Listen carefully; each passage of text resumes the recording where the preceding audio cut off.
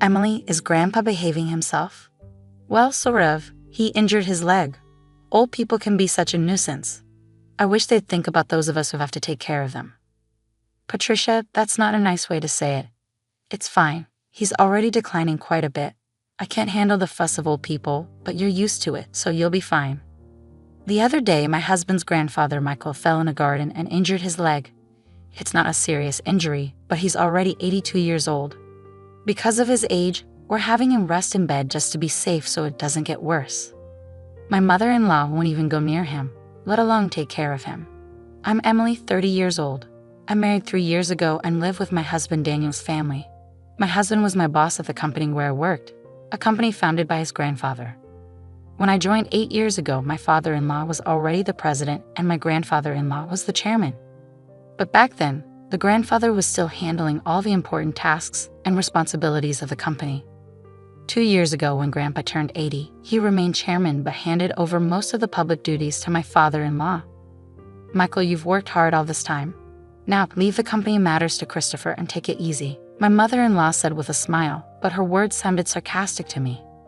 Grandfather-in-law is a bit stubborn but a fair and kind person with a good reputation. In contrast, my father-in-law seems somewhat immature, never expressing his opinions clearly and utterly unreliable compared to Grandpa. And he always does whatever my mother-in-law says. My grandmother-in-law has already passed away, and I never met her. My husband and I started dating when we worked together on the same product planning team 3 years after I joined the company. My husband, energetically leading the team, seemed reliable to me, though a bit self-righteous.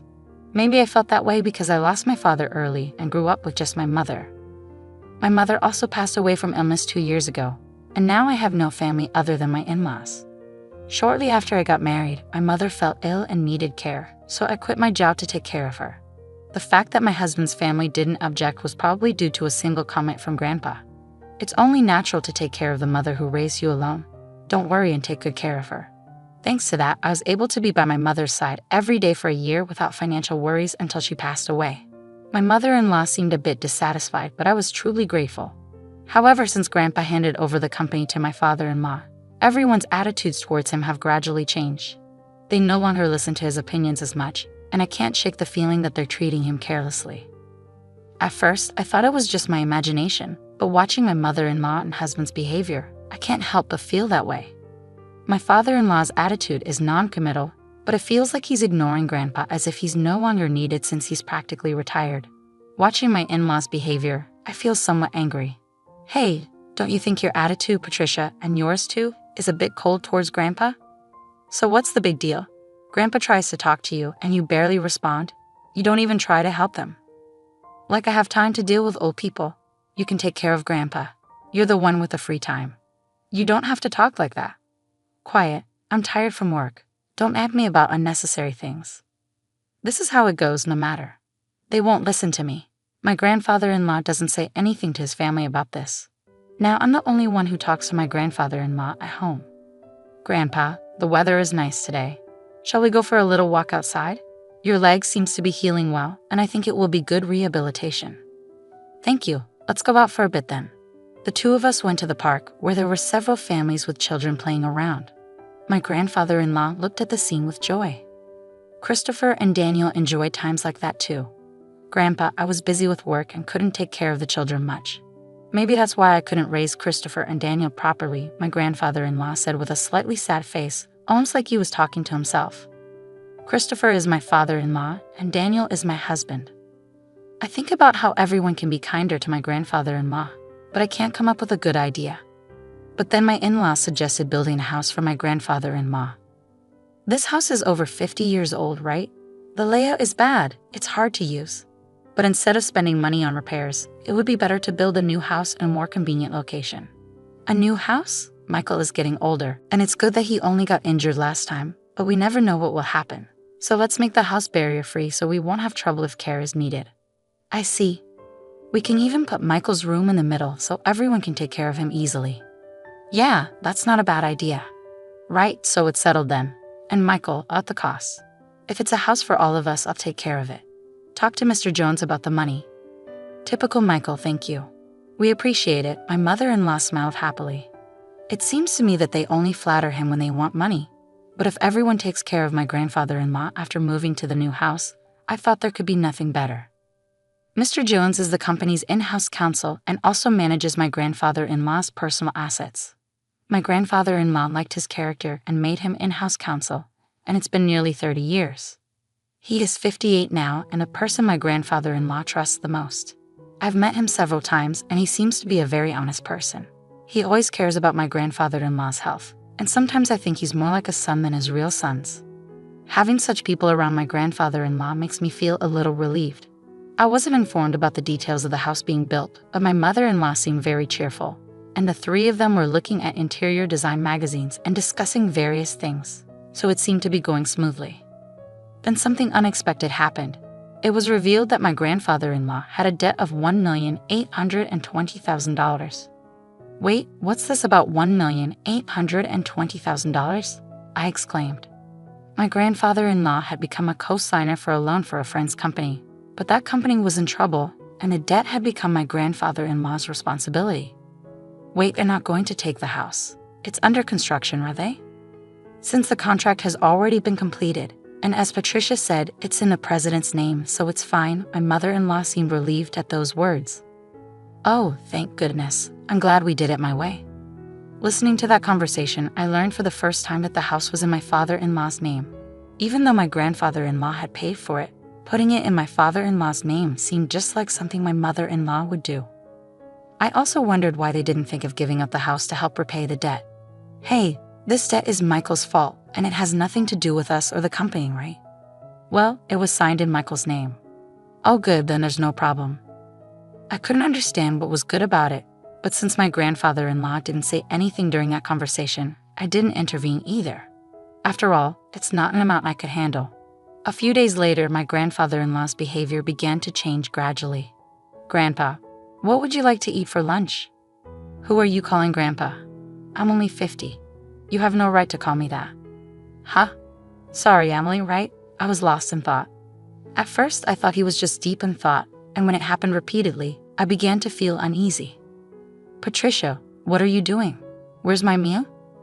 Grandpa, I'm Emily. Patricia is your daughter-in-law. You ate your meal earlier. Didn't eat? Are you trying to starve me? I wondered if my grandfather-in-law's condition was triggered by the $1,820,000 debt, and seeing that none of his family members were trying to help him might have been a double shock. I tried to persuade my grandfather-in-law to go to the hospital, but he adamantly refused. He might not want to admit that he could have dementia. I didn't want to force him, but I felt helpless on my own.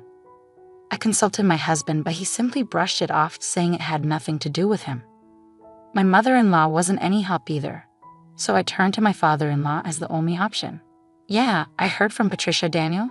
They think it might be dementia. Can you go to the hospital with us? I asked him. But it's not that bad yet, right?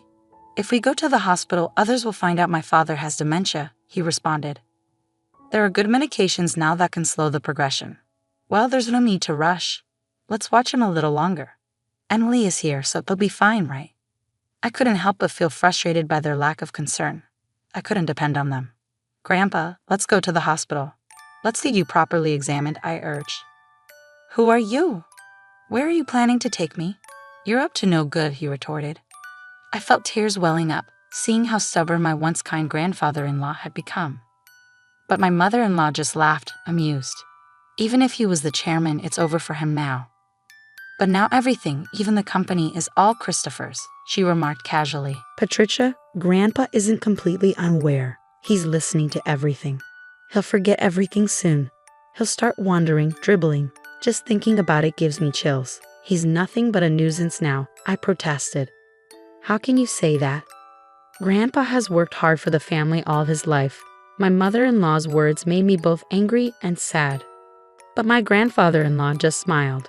See, this old man doesn't understand anything, she added, laughing. Patricia, I was furious at my mother-in-law's callousness. But soon the new house would be ready.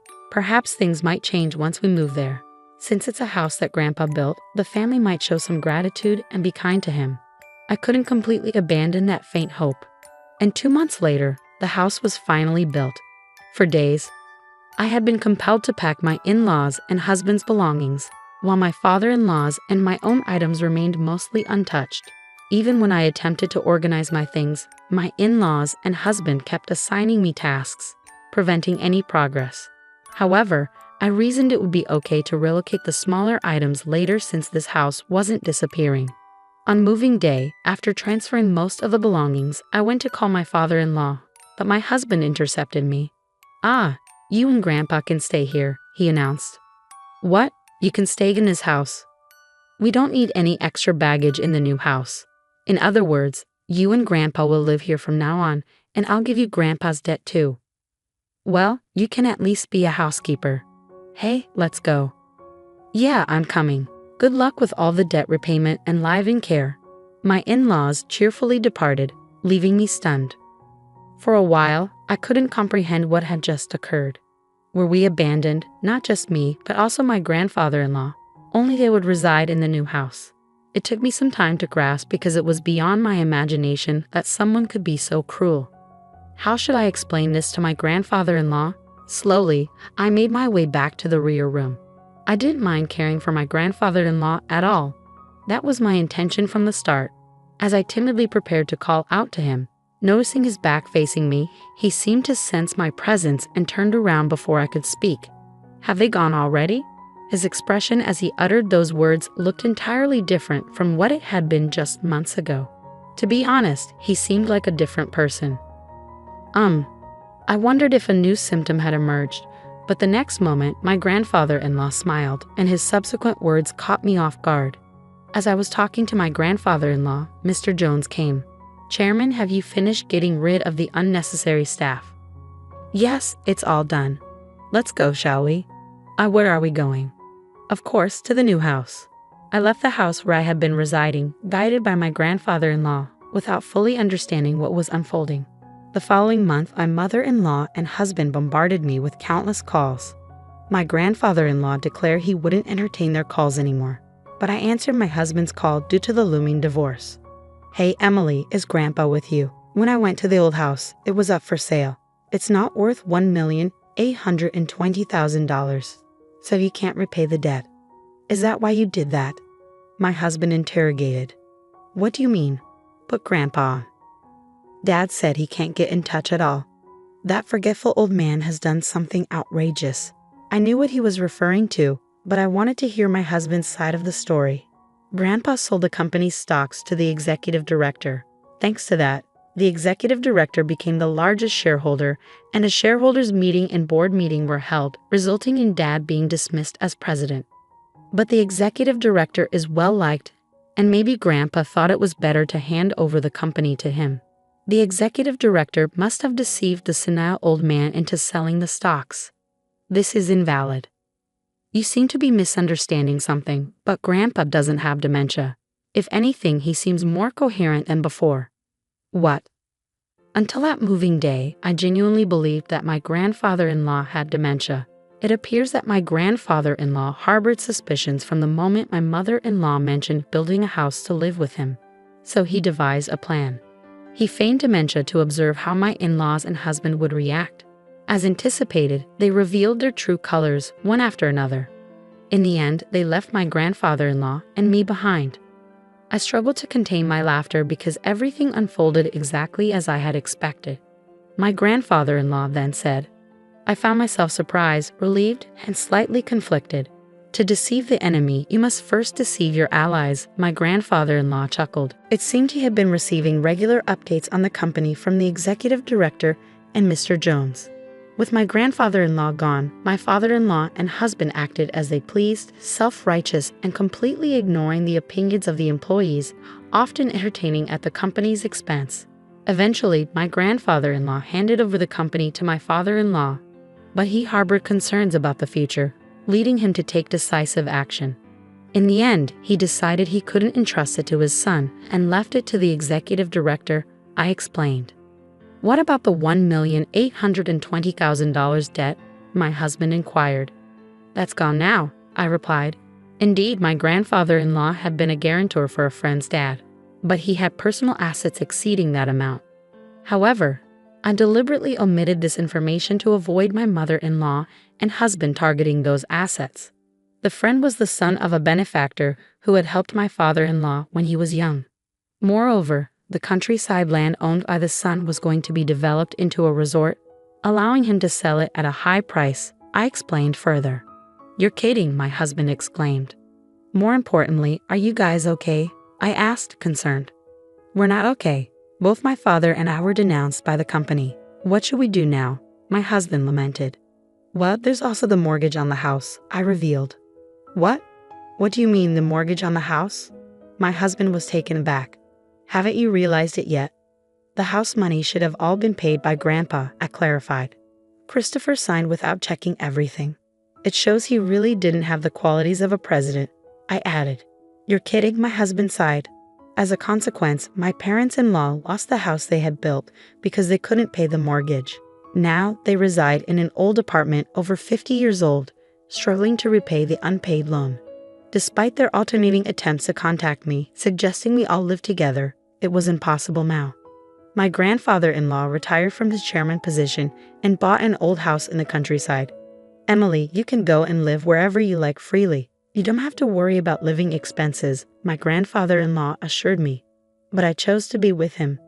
"If I'm not in the way, please let me be with you," I expressed, tears welling up in my eyes. My grandfather-in-law's eyes welled up too. Thanks to Mr. Jones, the divorce was finalized and procedures were taken to exclude my former father-in-law and former husband from inheritance. I became my grandfather-in-law's adopted daughter. If anything happens to him, I intend to take care of him until the end. Now, the two of us enjoy working in the fields together. "Dad, look at this radish, it's big," I exclaimed as warm moments flowed in the pouring sunlight. I wish for these days to continue, even just one day longer.